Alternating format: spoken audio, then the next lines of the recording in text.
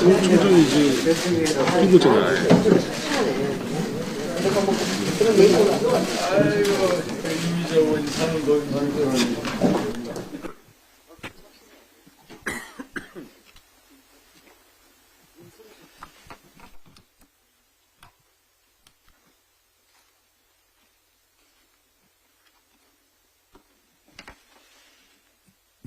오늘 우리 정책위 의장님은 정시 개장식 가셨고 사무총장님은 또 비대위원장 수행해서 대전에 신년 인사에 가신다고 오늘 조금 참석을 못한 것 같습니다. 국민 여러분, 갑진년 새해가 밝았습니다. 새해 복 많이 받으십시오. 원래는 푸른 용어의 해라고 합니다. 꿈을 향한 힘차고 진취적인 해를 상징한다고 합니다. 최근 2년은 전쟁으로 인한 세계적 공급망의 붕괴와 재편으로 인해 우리 경제가 구조적 위기를 겪었고 고물가, 고금리, 고환율의 삼고로 민생 또한 큰 어려움에 빠져 있습니다.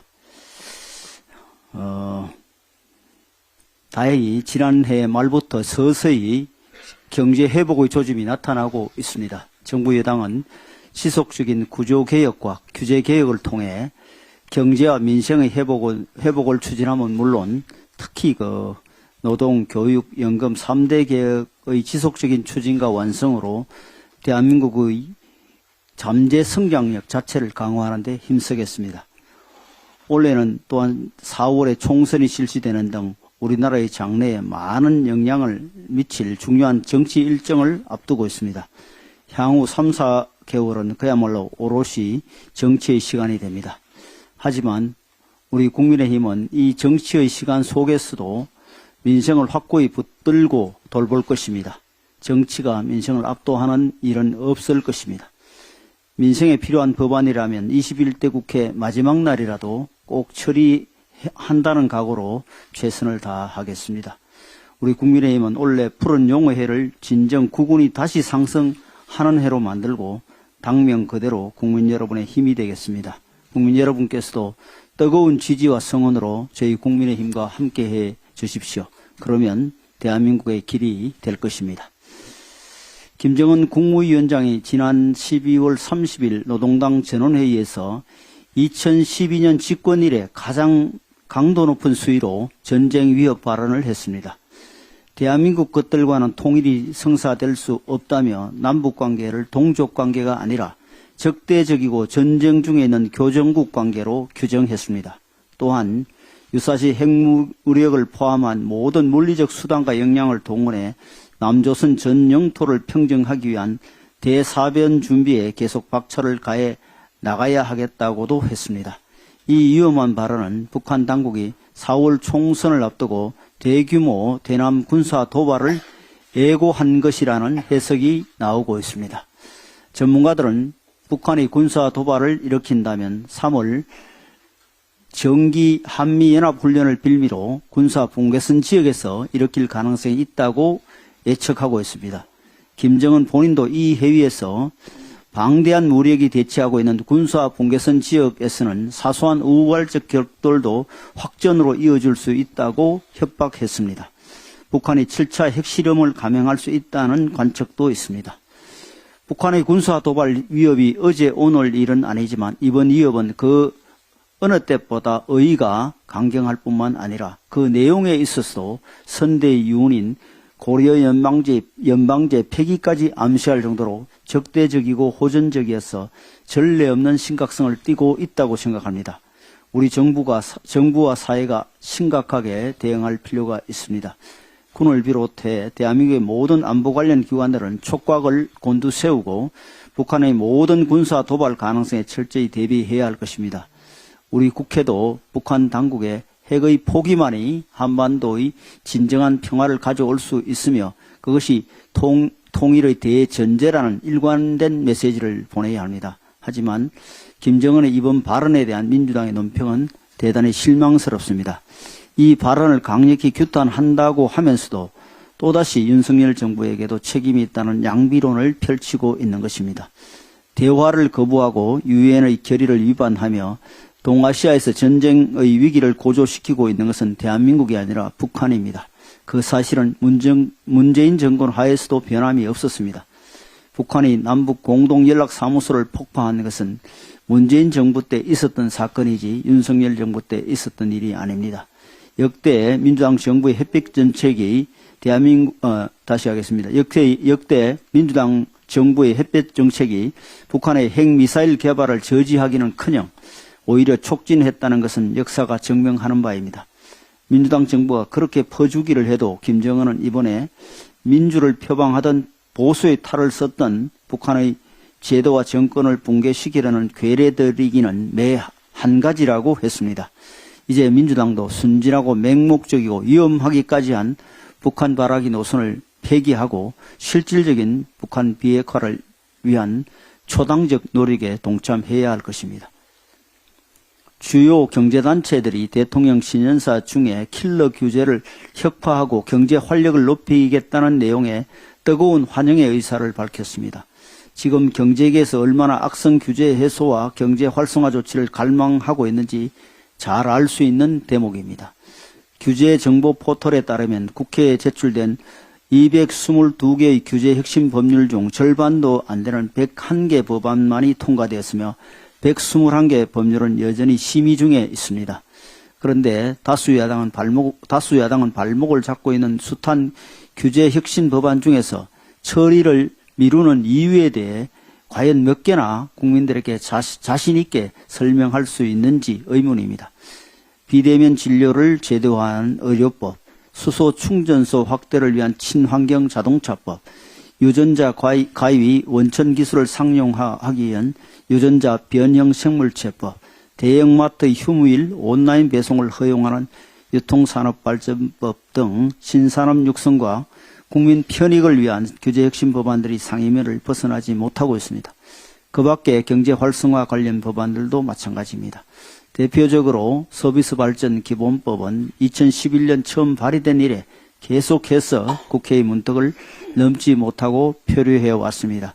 정부는 최근 이 법안을 통과시키기 위해 보건의료 부분을 제외하는 야당안을 과감히 수용했지만 야당은 여전히 미온적 입장이어서 21대 국회에서도 통과가 불확실합니다.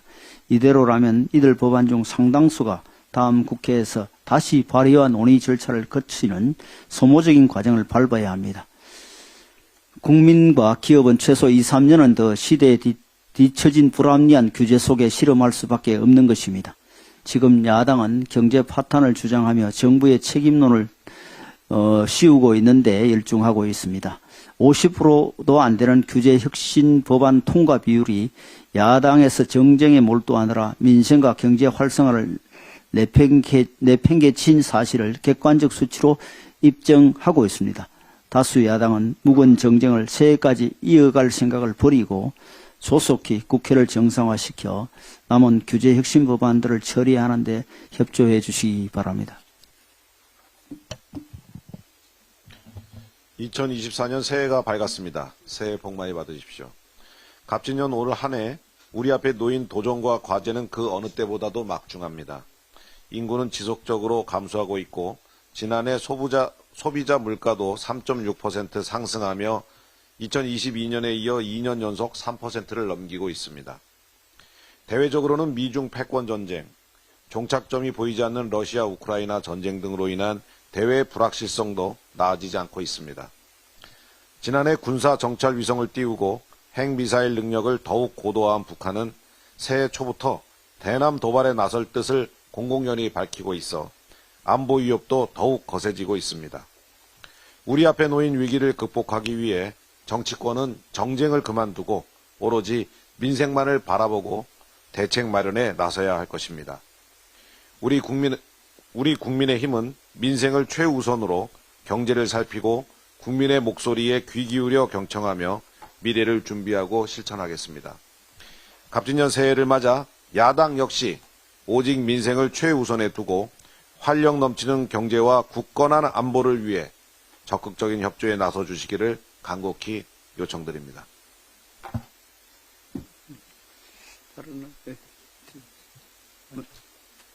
대의관사님 하시죠. 네, 교육기관사 이태기 의원입니다. 지난 한 해 교육계는 정말 다사다난했습니다. 특히 서희초 교사의 죽음과 정모 변호사 아들 사건으로 촉발된 교권 침해와 학교 폭력 문제는 우리 사회를 뜨겁게 달구었습니다. 폭염 속에 매주 수만 명의 교사들이 국회 앞에 모였고 드라마 더 글로리는 온 국민의 관심 드라마가 되었습니다. 자율과 인권이라는 이름으로 오랜 기간 방치되었던 학교 현장의 모순이 분출된 한 해였습니다. 올해는 지난해 정부 여당이 중심이 되어 통과시킨 교권보호사법 등 제도적 개선책을 정착시켜 다시는 과거의 잘못이 학교 현장에서 재발되는 일이 없도록 해야 합니다. 권리만 강조하고 상호 존중과 책임은 방치하여 교실을 엉망으로 만들었던 학생 인권 조례를 고쳐나가는 학교 현장의 개선 노력도 지속되어야 합니다. 디지털 교육 대전환, 늘봄학교, 교육발전 특구 등 교육개혁 과제를 차질 없이 추진하려면 교사와 학생 모두 수업에 집중할 수 있는 평화로운 학교가 기본 바탕이 되어야 합니다. 특히 아직도 80년대 NL 세계관에 갇혀 아이들을 친북 이념교육의 장으로 유인하려는 세력이 있다면 교사, 학생, 학부모가 모두 힘을 합쳐 막아야 합니다. 지난해 국정감사에서 전직 교육감 증인신문을 통해 7, 80년대 시대착오적인 상황 인식에 갇혀있는 자가 21세기 우리 아이들의 교육을 10년 이상 책임지고 있었다는 사실을 확인하면서 개탄을 금할 수 없었습니다. 그러나 지금 학교 현장에서 그동안 학교 현장을 지배해왔던 이념 세력이 퇴조하고 실용적 사고를 가진 세력으로 교사운동이 대체되고 있는 흐름은 아이들과 교육의 미래를 위해 다행스러운 일입니다. 시대의 변화와 흐름은 막을 수 없습니다. 선제적 변화와 교육 경쟁력의 중요성이 날로 커지고 있는 상황에서 80년대 낡은 NL 세계관으로 21세기 대한민국을 바라보며 교묘한 이념 교육으로 아이들을 오염시키려는 세력들이 있다면 이제 떠날 때가 됐습니다.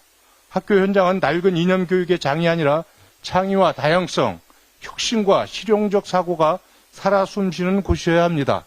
그게 우리 아이들을 미래로 인도하는 길입니다. 예, 기재위 간사 유성글 의원입니다. 새해가 밝았습니다. 갑진년 청룡의 해가 밝았습니다. 국민 여러분 새해 복 많이 받으십시오. 국민 모두 푸른 영의 기운을 받아서 힘차고 풍요로운 한 해가 되기를 기원을 하고 있습니다. 개인이든 가정이든 한 해를 시작하는 날이면은 한 해의 살림살이를 지난 해 걸 뒤돌아보고 앞으로의 살림살이를 계획할 것입니다. 대한민국 살림살이를 뒤돌아보면은 지난 정권엔 살림살이에 정말 우려스러운 그런 면이 많았습니다. 세수는 계속 부족했고 또 나라 살림은 나라 빚은 계속해서 쌓여가고만 있었습니다. 지난해 작년 12월 29일 날 기획재정부 작년 1월부터 11월 국세 수입이 324조 원으로서 22년은 같은 기간보다도 49조 4천억이나 부족했습니다. 10월부터 세수 여건이 개선되고는 있지만 이런 추세 이미 다 확정이 돼 가고 있습니다만 이렇게 된다면 연간 54조 원 정도의 세수 부족이 우려가 되고 있습니다. 2024년 금년도에는 그런 사항이 더 걱정이 되고 있는 상황입니다. 정부의 건전 재정 기조에도 실질적인 나라 살림 상태를 나타내는 관리재정 수지 적자가 91조 6천억으로 지금 작년보다도 33조 늘어날 것으로 금년도는 전망이 되고 있습니다.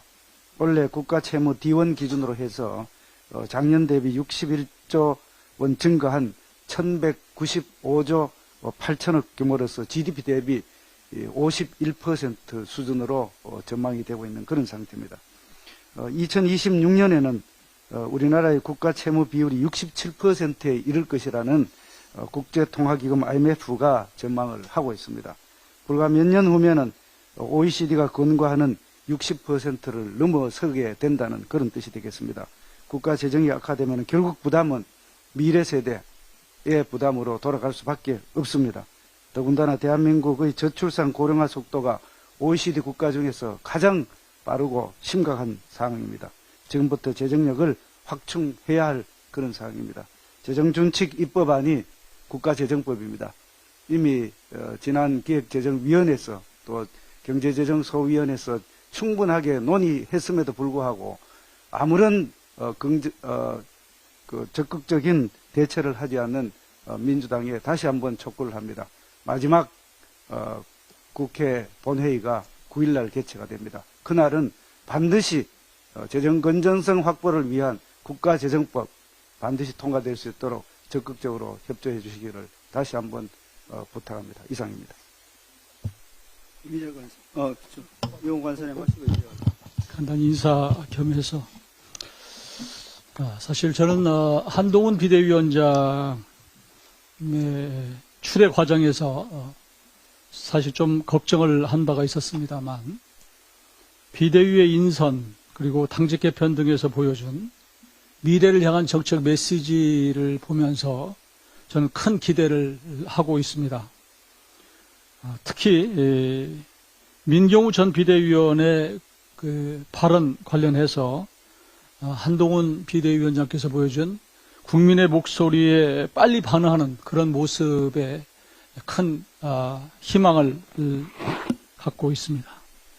22대 총선은 대한민국의 명운을 좌우하는 중요한 정치적 사건입니다.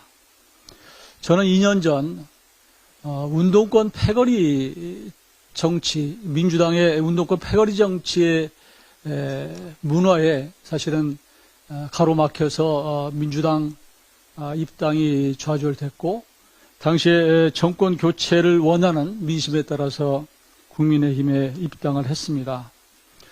올해 4월 총선에서 민주당의 운동권 패거리 정치를 청산하고 국민의힘이 승리해서 대한민국의 미래를 열어갈 수 있도록 저도 최선을 다하고자 합니다. 많은 국민의힘에 많은 격려와 성원을 부탁드립니다.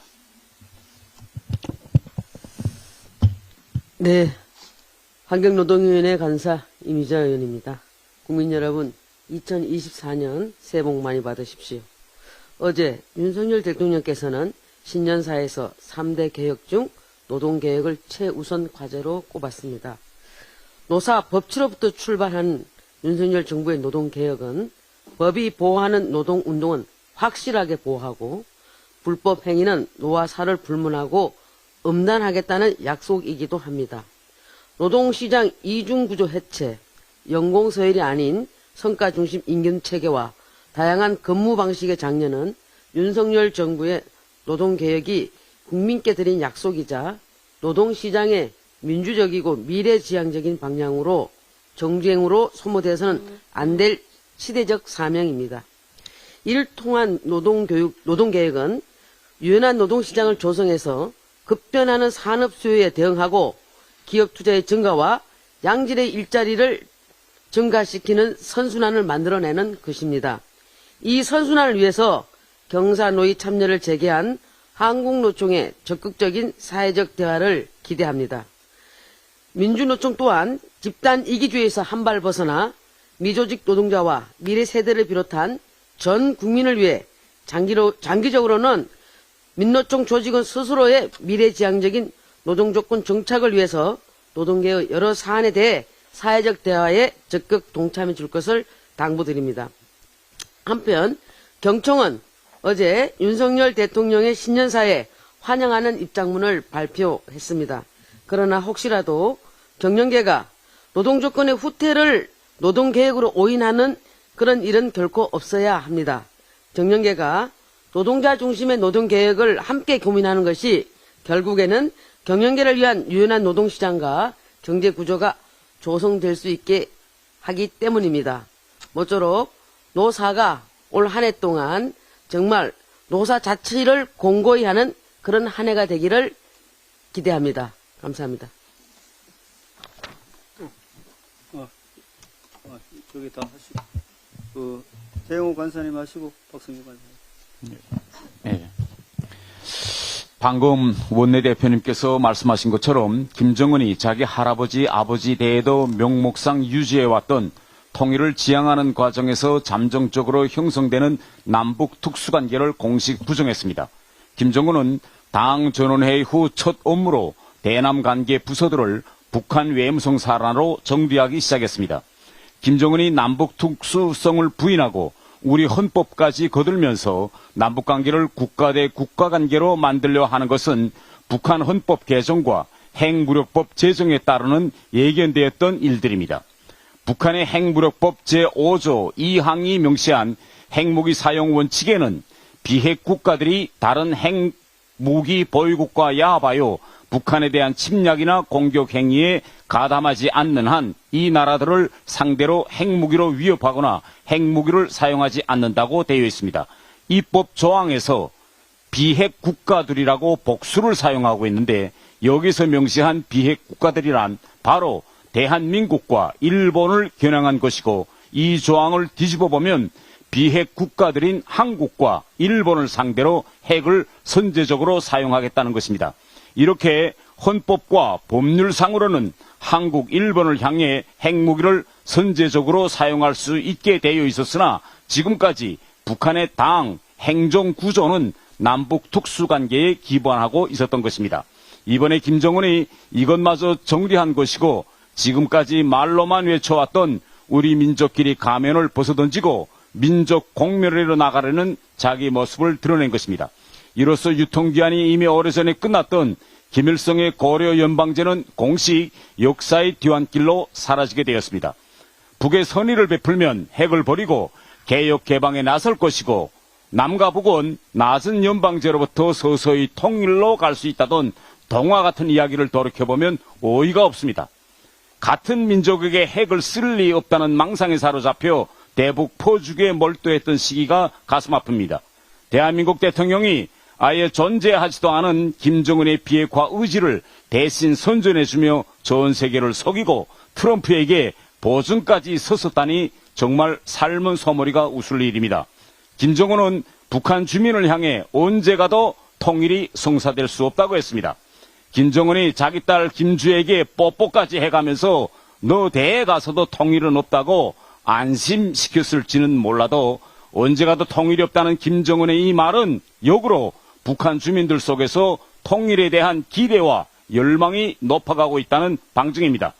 북한 젊은 세대는 이미 낮에는 김정은 만세를 외치고 저녁에는 한국 드라마에 미쳐 있습니다. 남과 북이 통일을 지향하는 특수관계가 아닌 국가 대 국가 관계로 분단을 수용하자는 김정은의 요구를 절대 받아들일 수 없습니다.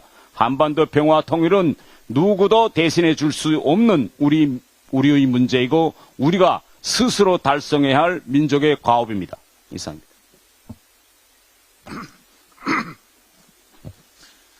거마이 간사 박성중 의원입니다. 민주당의 이동관 전 위원장의 반헌법적인 탄핵으로 인해서 34개사 141개 방송국 재승인 재허가가 불발되었습니다. 국민 방송권을 박탈하고 모든 피해를 국민에게 떠넘기는 민주당은 민주주의를 대표하는 정당일 수가 없습니다.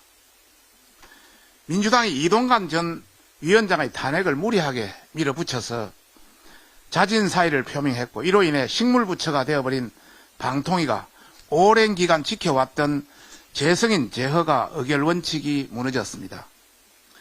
정부는 하루빨리 새로운 김홍일 방통위원장을 임명해서 방통위를 정상화하려고 노력했지만 민주당은 김홍일 후보를 인정하지 않으려 청문회 보고서를 채택하지도 않았고 결국 12월 31일까지 마무리해야 하는 34개사 141개 방송국 재승인 재허가가 불발된 것입니다.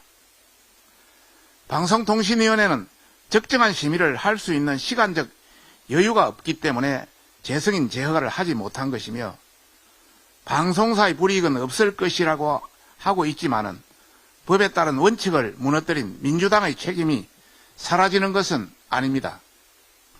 원칙대로라면 재승인 재허가를 받지 못할 경우 국민의 시청권이 침해되는 것이고 지상파 방송의 중단은 유료 방송 재송신 중단, KBS 수신료 납부 거부 운동 등으로 이어져서 방송산업 전반에 악영향을 미칠 것이 자명합니다. 또한 민주당의 몽리로 인해 추후에도 이런 상황이 발생했을 경우 방통위에 대한 권한 약화가 발생해서 방송사에 대한 관리 감독을 해야 할 명분도 약화될 것이 자명합니다. 그런데 최근까지 친민주당 세력인 민노총 언론노조 등은 제어가 재승인을 받지 못할 경우 12개월 범위 내에서 연장 조치를 할 수 있다는 허위 정보를 퍼뜨렸습니다. 이는 반헌법적인 주장으로 방통위를 협박하는 것밖에 되지 않습니다. 방송법 18조 5항을 보면 12개월 내 방송 연장 명령, 재거부 등에 따라서 재허가를 받지 못할 경우 적용 가능한 그 규정이어서 이처럼 정치적인 이유로 재승인 재허가를 받지 못할 경우에는 의결 요건에 해당되지 않습니다. 다시 한번 말씀드리면 방송법 제18조 5항은 승계한 방송국이 재허가를 받지 못할 경우 해당되는 조항인데 이분은 승계한 게 아니고 그 방송이 그대로 재허를 받지를 못했기 때문에 적용할 수 있는 조항이 아니라는 것입니다. 민주당과 친민주당 세력에게 강력히 경고합니다. 민주주의 꽃인 법을 형해화시킨 책임을 마땅히 져야 할 것이며 국가의 법을 훼손시킨 죄에 대한 모든 책임을 물을 것입니다. 민주당이 방송권을 박탈하려 하는 것은 국민을 대표하는 정당이 아닌 사당이라는 것을 자인한 것입니다. 국민은 내년 총선거에서 반민주적 반헌법적인 형태로 국민을 공격한 민주당을 반드시 심판할 것임을 강력히 경고하는 바입니다.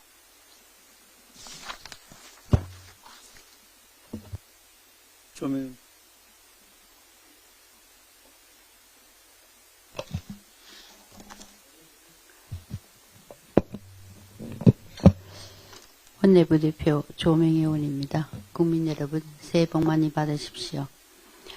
북한이 지난 새 및 노동당 중앙위원회 8기 9차 전원회에서 남조선 평정 대사변 준비 운운하며 새해 대남 도발을 공식화했습니다.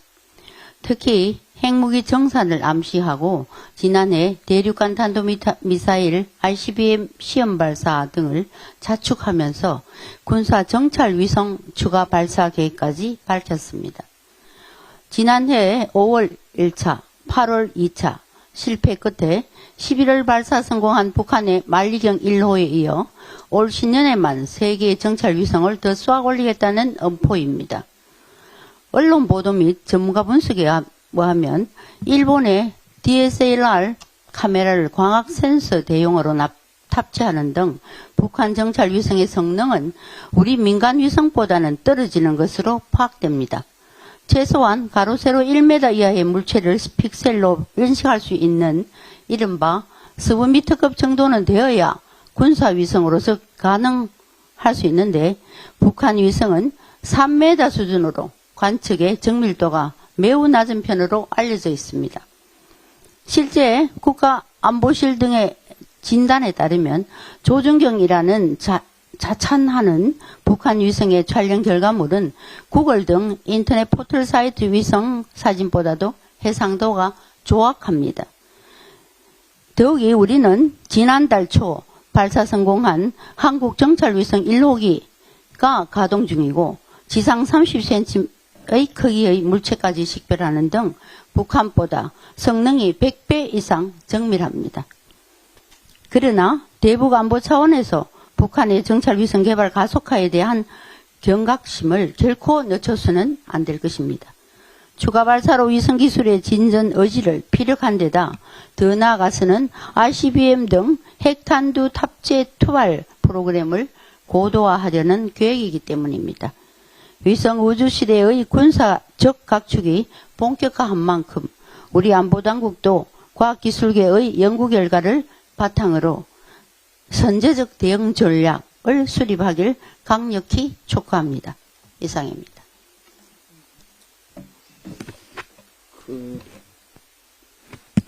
오늘부터 원내대변인을 정의용 의원으로 선임을 했습니다. 장동혁 의원님이 사무총장으로 이동하셔서 지금 원내대변인을 뭐 하루도 비울 수 없는 사정이라서 연초에 관련해서 인사를 그렇게 하기로 했으니까 참고해 주시기 바랍니다. 축하드립니다. 박수 한번 치시죠.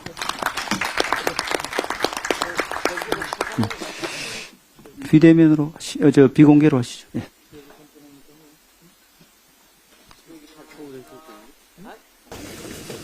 새해 복 많이 받으십시오.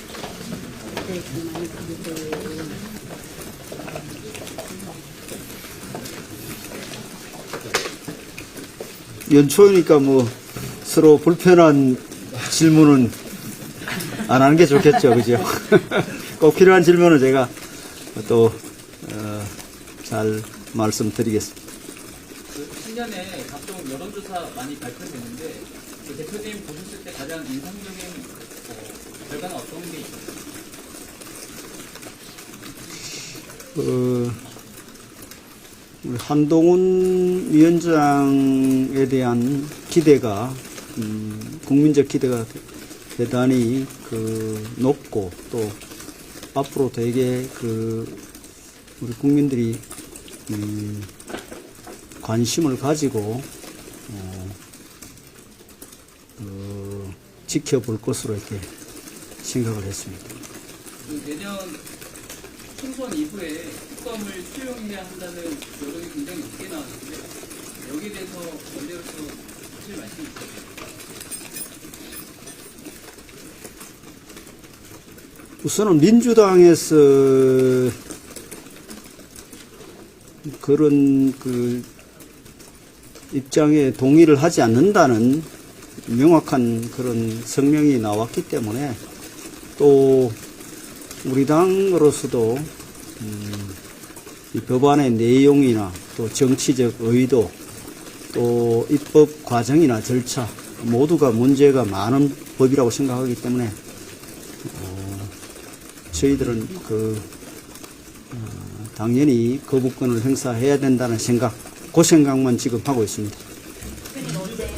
민주당에서 거부권 관련해서 권한쟁의 심판 적극 관련해 입장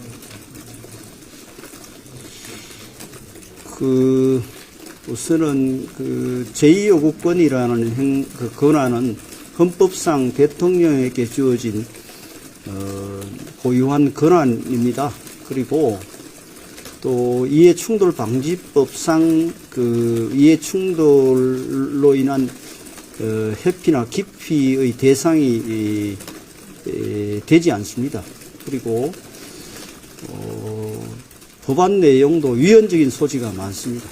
그래서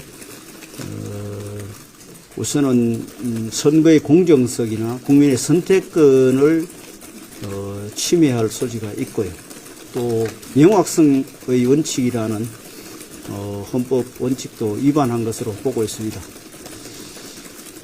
권한쟁의 심판 청구의 대상이 되지도 않는 사안을 권한쟁의 심판 청구를 하겠다는 것은 총선 임박해서 총선 민심을 최대한 교란하겠다는 그런 저희가 있다고 보여지고 또 이 재표결을 가급적 지연시켜서 공천과 관련된 분열을 노리고 또 그것을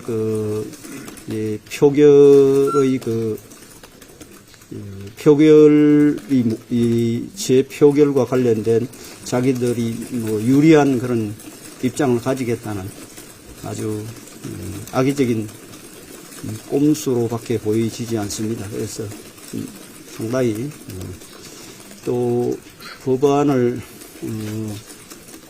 무리하게 폭주해서 통과시켰다면 또 당당하게 재표결을 신속하게 해서 정리하고 국민적인 피로감을 줄여드리고 또 이것과 관련된 여러 가지 논란을 최소화하고 민생에 집중할 수 있도록 하는 것이 바람직하다고 생각합니다. 아니, 김건희 여사 특검법과 관련해서 거부권 행사에 대한 부정적 여론이 어제 압도적으로 높은 것으로 나타나는데요. 당에서 법의 부당함을 설명하는 것 이외에 대안이 있을까요?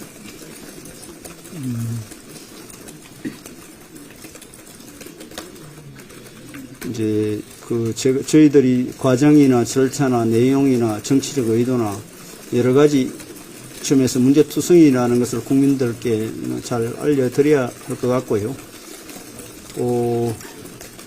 하여튼 제 요구권을 행사하고 난 이후에 또 국민들께 또 설명드려야 될 부분이 있으면 또 설명드리도록 하겠습니다. 손동훈 위원장이 김건희 특검에 대한 조인치 특검이라 표현한 것에 대해서 어떻게 생각하시는지.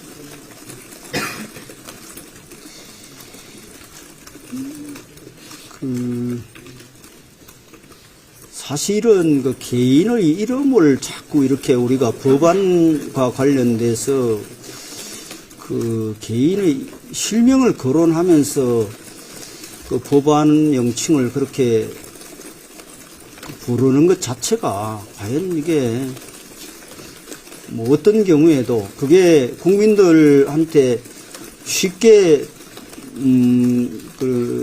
각인시키려고 하는 그런 목적이 있어서 이제까지 그런 일들이 있어 왔습니다만은 법안 명칭에 자꾸 개인의 이름을 붙여서 이렇게 부르는 것 자체가 바람직한지도 심각하게 생각해야 된다고 생각합니다. 그 법안이 도이치모터스 주가 조작과 관련된 법이라면 도이치모터스 주가 조작 관련 그 법률로 이렇게 우리가 명칭을 붙인 게 그게 바람직한 거 아닙니까? 그 정치적으로 개인의 인권을 침해할 수도 있고 또 이 법명을 자꾸 법명에 사람 이름을 붙이는 자체가 우리가 정치권에서 다시 한번 생각해 봐야 된다고 생각합니다. 대통령께서 신년사에서 이념에 기반을 둔 패거리 카르텔을 감치 타파하겠다고 이렇게 말씀하시는데 이제 강정욱 청사 보궐선거 패배 이후에 이제 이념 얘기를 안 하겠다고 말씀하신 이후에 다시 또 이념 얘기를 꺼냈단 말이죠. 지금 원내대표님께서는 오늘 또 민생에 대한 사실 말씀을 하셨던 것 같은데 대통령의 말씀이 어쨌든 총선을 앞두고 총선의 전략이 많이 영향을 끼칠 수밖에 없다고 생각이 좀 드는데 원내에서는 대통령의 어떤 메시지를 어떻게 보고 계신지 궁금합니다.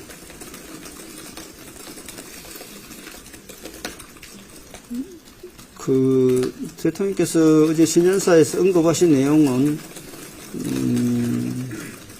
우리 정치가 조금 국민들 민생을 챙기는 쪽으로 바뀌어야 되지 않느냐는 그런 취지로 말씀하셨다고 생각합니다. 당에서는 새해에 더 민생에 집중하고 정쟁을 가급적 최소화하는 데 집중할 것입니다. 대표님 혹시 후임 비서실장 인선은 어떻게 진행하실까요? 당분간 제가 공석으로 들 거고요. 필요하면 또 정영호 의원님이 도와주실 것으로 생각합니다. 질문 하나만 네. 갖고 끝내겠습니다. 대표님 오늘 서발법 말씀해 주셨는데 그동안 저희 국민의힘 당의 입장은 특정 산업의 배제는 안 된다는 게 당의 입장이었는데 정부에서는 보건의료는 제외하고 우선 수진함당 입장이잖아요. 그럼 그동안에 조금 입장에서 조금 더 선회하셔서 정부 쪽 입장에 조절을 맞춰줄 수 있다는 뜻으로 조금 이해가 되는 건가요? 네. 그래서 서발법을 통과시키기 위한 민주당이 계속 그 부분을 거론하면서 반대하고 있기 때문에 오랫동안 이 법이 국회 통과가 안 돼서 여러 가지 서비스 발전에 지장을 초래하고 있기 때문에 대승적으로 양보해서라도 법안을 통과시키겠다는 우리 당의 의지라고 보시면 되겠습니다. 하나만 더 들어요. 일본 기상청이 어제 자국 수납기술 지역에 국도를 적용 연구로 맞춰가고 싶다는데 어떤 조치가 필요하다고 보실까요? 정부 차원에서 대응을 할 것으로 생각하고 당에서도 필요한 대응을 하겠습니다. 대표님 저번 금요일 오후에 한동훈 위원장이랑 이재명 대표랑 만나서 이태원 참사 특별법이랑 선거제 관련해서 조속한 처리를 서로 뜻을 모았다고 말씀을 하셨는데 그 이후에 어떤 진전 사항이 있을지. 사실 어제가 새해 첫날이고 오늘 이제 업무가 사실상 처음 시작되는 날인데 아직까지 구체적으로 협의가 이루어지지는 않고 있습니다.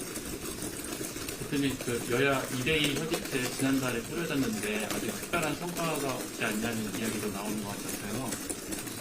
한 달 가까이 좀 아무런 성과가 없는 이유가 무엇인지 좀 추후 계획은 어떻게 되는지 여쭙고 싶습니다. 1월 9일 날 본회의가 있기 때문에 본회의 전까지는 2플러스 민생법안 협의체를